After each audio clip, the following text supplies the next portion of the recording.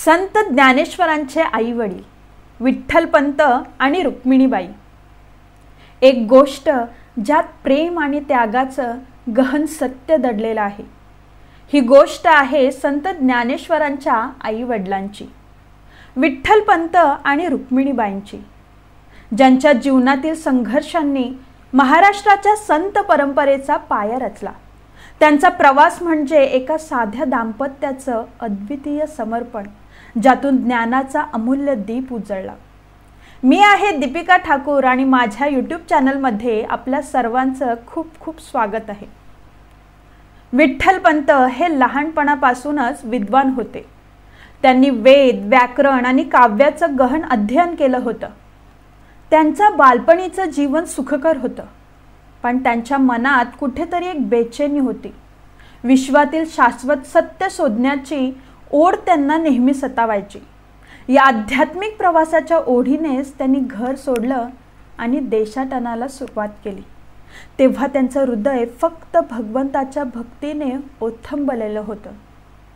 तीर्थयात्रेच्या मार्गाने जाताना त्यांनी अनेक पवित्र स्थळांचं दर्शन घेतलं, पण त्यांचा थांबा मात्र आळंदीच्या पवित्र भूमीत झाला। रुक्मिणीबाई यांची कथा पण तितकीच गूढ आणि सुंदर आहे। रुक्मिणीबाई सिद्धेश्वरपंत कुलकर्णी यांची कन्या, सद्गुणी आणि सुशील होत्या।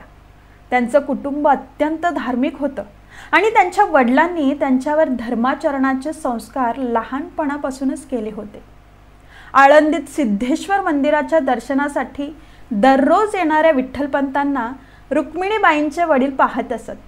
त्यांच्या मुखातल्या तेजाने आणि भक्तीच्या गहिऱ्या भावनेने सिद्धेश्वरपंत प्रभावित झाले। एके दिवशी त्यांनी विठ्ठलपंतांना घरी बोलावलं।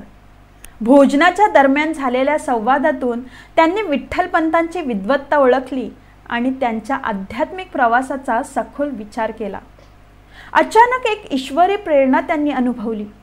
रुक्मिणीबाई आणि विठ्ठलपंत यांचं नातं जोडावं असा विचार त्यांच्या मनात आला। दोनही घराण्यांच्या आध्यात्मिक परंपरांचा संगम होणं हेच विधात्याला मान्य होतं। रुक्मिणीबाई आणि विठ्ठलपंत यांचं लग्न ठरलं आणि त्यांच्या जीवनात एक नवा अध्याय सुरू झाला। त्यानंतर ते दाम्पत्य अलंकापुरीला आले, पण विठ्ठलपंतांचं मन संसारात रमेना। घरगुती सुखांपेक्षा त्यांना वैराग्याचं अधिक आकर्षण होतं। त्यातच अपत्याचा आनंद त्यांना मिळाला नव्हता, ज्यामुळे त्यांची विरक्तता अधिकच तीव्र झाली। अखेर त्यांच्या मनात एक विचार ठाम झाला, संन्यास घ्यावा। एके दिवशी त्यांनी हा विचार पत्नी रुक्मिणीबाईंसमोर मांडला। ते म्हणाले, या संसारात मला काहीच आकर्षण उरलेलं नाही। भगवंताच्या चरणी जीवन अर्पण करावं असं वाटतंय। रुक्मिणीबाईंचं मन दुखावलं, पण तिने आपल्या वडिलांचा सल्ला घेतला। सिद्धेश्वरपंतांनी विठ्ठलपंतांना समजावलं, संतती वाचून संन्यास घेणं योग्य नाही। आपल्या कुटुंबाला वारस नाही तर आपल्या ज्ञानाचा दीप कोण पुढे नेणार? परंतु विठ्ठलपंतांचा संन्यासाचा ध्यास काही केल्या कमी होईना। त्यांनी मनाशी ठरवलं की संसाराच्या बंधनातून मुक्त होण्यासाठी आता वेगळं काहीतरी करावं लागेल। एक रात्री त्यांनी रुक्मिणीबाईंसमोर आपल्या संन्यासाचा अंतिम निर्णय घेतला। त्यांच्या डोळ्यात ध्येयाचा दृढ निश्चय दिसत होता। रुक्मिणीबाईने मनाची तयारी केली आणि त्यांच्या प्रेमासाठी, त्यांच्या ध्येयासाठी तिने त्यांना जा असं म्हणताच विठ्ठलपंतांनी कोणताही विलंब न करता काशीच्या यात्रेला निघण्याचा निर्णय घेतला। सकाळ झाली, सूर्य उगवला, पण विठ्ठलपंत घरात नव्हते। रुक्मिणीबाई आणि इतर मंडळींनी त्यांचा शोध घेतला, परंतु विठ्ठलपंत कधीच काशीच्या यात्रेला निघून गेले होते। आता रुक्मिणीबाईंच्या मनात एकच विचार घोंगावत होता, काशीला गेलेला पती परत येणार नाही। तिने आपल्या हृदयातले दुःख मागे सारून आपल्या पतीच्या निर्णयाचा आदर केला। तिने आपले जीवन ईश्वर सेवेत अर्पण करण्याचं ठरवलं। रुक्मिणीबाईंनी सिद्धेश्वराच्या देवळात सुवर्ण अक्षरांची सेवा सुरू केली। ती रोज मंदिरात जाऊन देवाच्या चरणी मनोभावे सेवा करीत राहिली। तिच्या प्रत्येक अक्षरात तिचं पतीवरील प्रेम आणि श्रद्धा गुंफलेली होती। रुक्मिणीबाईंच्या या त्यागातून आणि भक्तीमधूनच पुढे त्यांच्या जीवनात एक अद्भुत चमत्कार घडणार होता. त्यांच्या संसाराच्या आहारी गेलेल्या नवऱ्याचं निवृत्तीनंतर परतणं आणि त्यांच्या आयुष्यात ज्ञानेश्वरांसारख्या संतांचा जन्म होणं हे विधिलिखित होतं.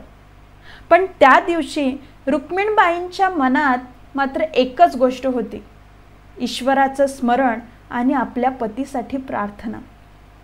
विठ्ठलपंत काशीला पोहोचले, जिथे त्यांनी एका महान संत श्रीपादकडून संन्यास घेतला. संन्यास घेतल्यावर ते चैतन्याश्रम या नावाने ओळखले जाऊ लागले. आता त्यांचे जीवन पूर्णतः आध्यात्मिक साधनेत आणि वेदांत चिंतनात व्यतीत होऊ लागले. त्यांनी आपल्या गुरूंच्या मार्गदर्शनाखाली शास्त्रांचं गहन अध्ययन केलं. त्यांच्या गुरूंना एक दिवस रामेश्वरास तीर्थयात्रेला जाण्याची इच्छा झाली आणि त्यांनी चैतन्याश्रमाला आश्रमाची संपूर्ण जबाबदारी सोपवली. गुरूंचा आशीर्वाद घेऊन चैतन्याश्रम आपल्या साधनेत मग्न होते. पण नीतीला वेगळं काही ठरवायचं होतं. रामेश्वराच्या मार्गावर जात असताना त्यांच्या गुरूंना अचानक आळंदीला जाण्याची तीव्र इच्छा झाली. हे साधं योगानुयोग नव्हतं, तर महाराष्ट्राच्या परमभाग्याने घडलेलं एक नियोजित घटनाक्रम होतं.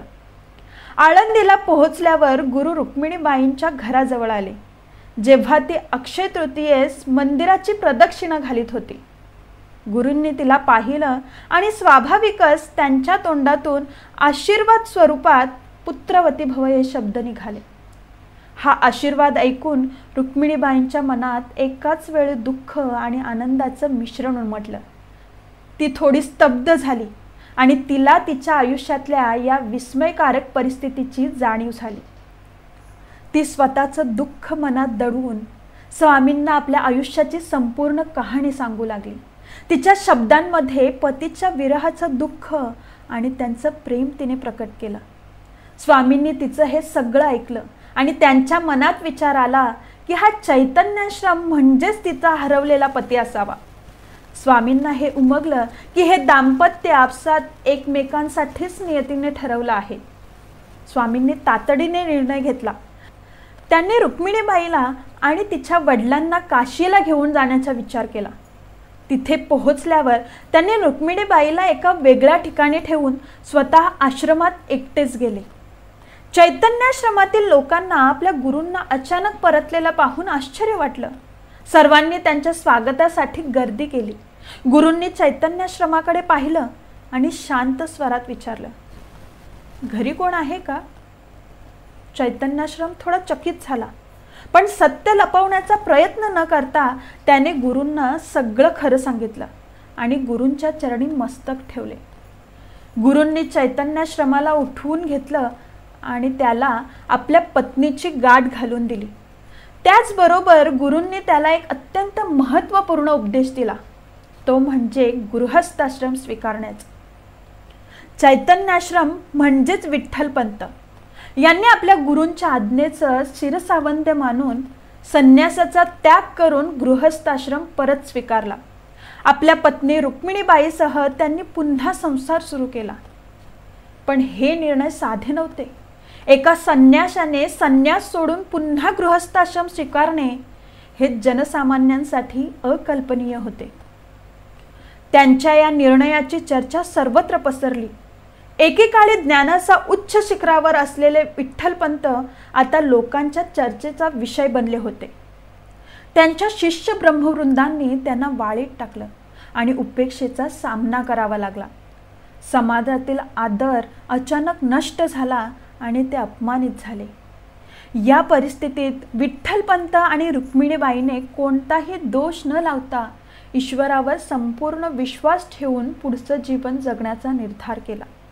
त्यांनी गावाबाहेर एका साध्या झोपडीत आपलं आश्रयस्थान बनवलं. हे दाम्पत्य अत्यंत विपन्न अवस्थेत जीवन कंठू लागलं. त्यांच्याकडे जगण्यासाठी आवश्यक साधन सामग्री नव्हती, पण त्यांच्या मनातली श्रद्धा आणि भक्ती मात्र अविचल होती. 12 वर्षांच्या या काळात त्यांनी ईश्वर चिंतनात आपलं जीवन व्यतीत केलं. त्यांच्या साध्या झोपडीतून दिव्य ज्ञानाचा प्रकाश उमटू लागला. लौकिकदृष्ट्या हा काळ त्यांच्या जीवनाचा अंधकारमय भाग होता. गरिबी, उपेक्षा आणि समाजाच्या तिरस्काराने व्यापलेला. पण पारमार्थिकदृष्ट्या हा काळ त्यांची घोर तपश्चर्या होती, एक साधना होती, ज्यामुळे त्यांचं मन अधिक पवित्र, अधिक दृढ आणि अधिक शुद्ध झालं. या तपश्चर्यानेच पुढे एक महान चमत्कार घडवला.